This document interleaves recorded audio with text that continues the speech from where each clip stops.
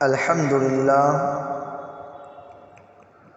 সমস্ত প্রশংসার মালিক ও আল্লাহ পাক রব্বুল আলামিন। যে আল্লাহ পাক রব্বুল আলামিন আপনাকে আমাকে পবিত্র জুমার দিনে পবিত্র হয়ে তিনার ঘর মসজিদে এসে বসার এবং কিছু কথা বলা এবং কিছু কথা শোনার তৌফিক দান করলেন। এই কারণে সকলে শুকরিয়া জ্ঞাপন করি, সকলে বলি আলহামদুলিল্লাহ। এবং ওই নবীর প্রতি দরুদ পাঠ করব যেই নবীকে আল্লাহ পাক রব্বুল আলামিন এই উম্মার জন্য রহমত স্বরূপ প্রেরণ করেছেন। সকলে বলি সাল্লাল্লাহু আলাইহি ওয়াসাল্লাম। মুহতারাম হাজিরিন, আজকে আমার বিষয়বস্তু হলো নামাজ না পড়লে শাস্তি কি, এবং আল্লাহ পাক রব্বুল আলামিনের দয়া থেকে নিরাশ হওয়া যাবে কিনা। গত জুমায় বয়ান হয়েছিল যে নামাজ পড়লে ফায়দা কি, পুরস্কার কি, নামাজ আমাদের পড়তে হবে কিনা।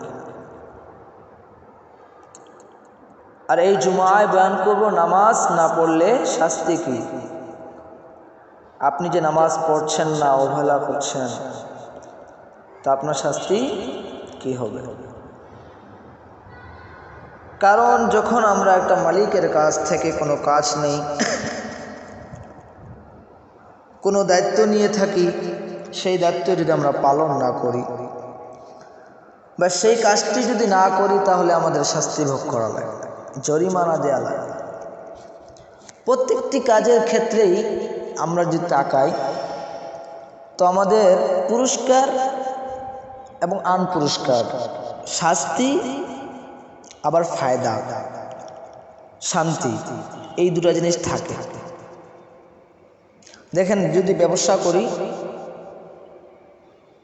তাহলে না লাভ হয় না লস হয়, দুইটা অপশন থাকে। এরপরে যদি আমরা কোনো মালিকের কাছ থেকে কোনো কৃষি কাজ করি, কাজের দায়িত্ব নেই, যেমন একটা মালিকের 100 বিঘা জমি আছে, আমি দায়িত্ব নিলাম যে এই জমিটা হাল বাই দেব বা ধান লাগিয়ে দিব, কিন্তু দায়িত্ব নেওয়ার পর কাজটি করলাম না,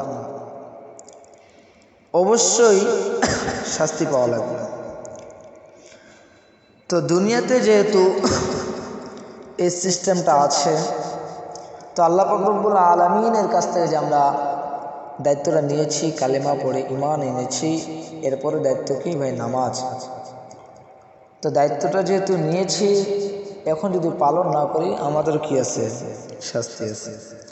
আল্লাহ পাক রব্বুল আলামিন সেই সিস্টেমটাও কি চালু রেখেছেন। তো নামাজ আমাদের পড়া লাগবে। যদি আমরা নামাজ না পড়ি, তাহলে আমাদের কি আছে? শাস্তি আছে। তো চলুন জেনে আসি সামান্য কিছু শাস্তির কথা। কেউ যদি আমরা ইচ্ছাকৃতভাবে, কি হবে? ইচ্ছাকৃতভাবে এক রাকাত, এক ওয়াক্ত বলা হয় না এখানে, এক ওয়াক্ত আলাদা, এক রাকাত আলাদা। এক ওয়াক্ত বলা হয় ফজর, এটাকে বলা হয় এক ওয়াক্ত, পুরা নামাজটাকে এক ওয়াক্ত বলা হয়। আর এক রাকাত, ফজরের যে এক রাকাত নামাজ পড়ি, ফজরের সুন্নত 2 রাকাত, ফরজ 2 রাকাত, মোটে 4 রাকাত। এই 4 রাকাতকে এক ওয়াক্ত বলা হয়। সারাদিনে 5 ওয়াক্ত নামাজ আমরা পড়ে থাকি, কিন্তু এক রাকাত, ওই 4 রাকাত থেকে এক রাকাত যদি নামাজ আমরা কেউ ছেড়ে দিই ইচ্ছাকৃতভাবে, ভাই ইচ্ছাকৃতভাবে আমরা নামাজটা পড়ি নাই, ইচ্ছাকৃতভাবে আমরা নামাজটা ছেড়ে দিয়েছি, তো আমাদের শাস্তি কতগুলো জানেন? আল্লাহ পাক রব্বুল আলামিন বলতেছেন, আমার বান্দা যদি কেউ এক রাকাত নামাজ ইচ্ছাকৃতভাবে ছেড়ে দেয়, তাহলে তাকে 2 কোটি লক্ষ বছর আগুনের মধ্যে জ্বলা লাগবে। বলেন নাউযুবিল্লাহ। কত বড় শাস্তি! 2,88,00,000 বছর, 88 লক্ষ বছর আগুনে জ্বলা লাগবে শুধু এক রাকাত নামাজ যদি ইচ্ছাকৃতভাবে ছেড়ে দেয়। চিন্তা করেছেন? এবার বলতেছেন যে দুনিয়ার দিনের সমান রাতের সমান আখিরাতের দিনের সমান হবে না, আখিরাতের রাতের সমান হবে না। আখিরাতের একদিন এক রাত, দুনিয়ার মধ্যে 7 দিন 7 রাত। তো আখিরাতের যদি 2,88,00,000 বছর লক্ষ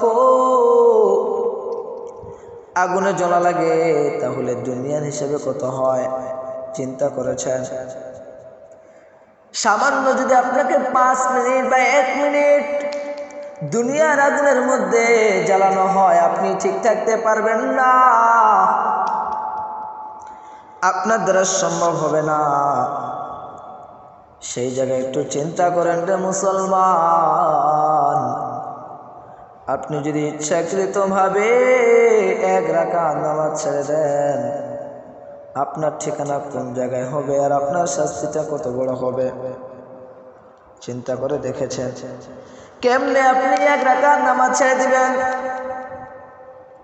আপনি যদি 1 মিনিট এই কথাটা ভাবেন, দুনিয়ার হিসাব আর আখিরাতের হিসাব যদি মিলাতে থাকেন, আপনার দ্বারা কখনোই সম্ভব না নামাজ মিস করার। আপনি যদি ট্রেনের টিকিট মিস করেন, প্লেনের টিকিট মিস করেন, সব কিছু দুনিয়ার সব কিছু যদি মিস করেন, তাও আপনার নামাজ মিস হবে না, যদি আপনি একটুকু ভাবতে পারেন। এবার আসেন বেনামাজি, যারা নামাজ পড়ে না, এদেরকে কি বলা হয়? বেনামাজি বলা হয়। তো যারা বেনামাজি, নামাজ পড়ে না, তাদের হাসর নাসর হবে। কারণ ফেরাউন, হামান ইত্যাদি এই সমস্ত লোকদের সাথে, এই সমস্ত ব্যক্তিদের সাথে হাসর নাসর হবে। কাদের? বেনামাজিদের।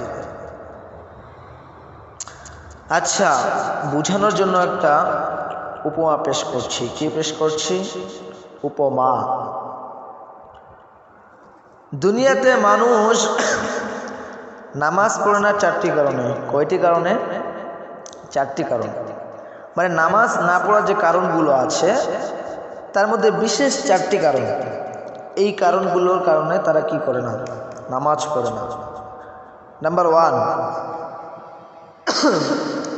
রাজত্বের ঝামেলায়, অর্থাৎ যখন রাজত্ব পরিচালনা করে, এই যে একটা ঝামেলা থাকে, মাথার মধ্যে টেনশন থাকে, এই টেনশনে সে কি করে না? নামাজ পড়ে না, নামাজ বাদ দিয়ে দেয়।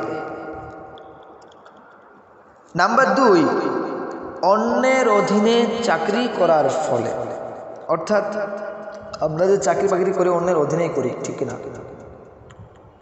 একটা প্রতিষ্ঠান একজন খুলেছে, সেই প্রতিষ্ঠানে আমরা চাকরি করি, 7,000 টাকা মাইনে পাই, তিনার অধীনে চলা লাগে।